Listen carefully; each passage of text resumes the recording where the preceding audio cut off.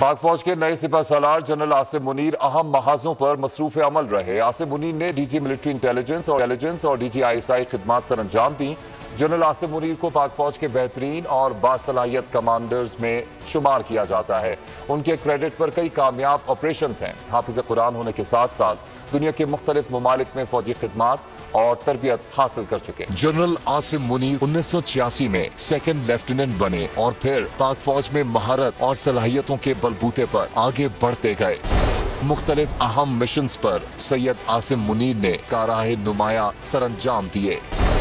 انہیں تمغہ امتیاز ملٹری، تمغہ دفاع، تمغہ بقا، تمغہ استقلال سمیت کئی اعزازات سے نوازا گیا۔ جنرل عاصم منیر پہلے آرمی چیف ہیں جو ملٹری انٹیلیجنس اور D G I S I خدمات سر انجام دے چکے ہیں۔ جنرل عاصم منیر پہلے آرمی چیف ہیں جو اعزازی شمشیر یافتہ ہیں۔ دہشت گردی کے خلاف طویل جنگ میں Asim Munir lead from the front کی اعلیٰ مثال رہے۔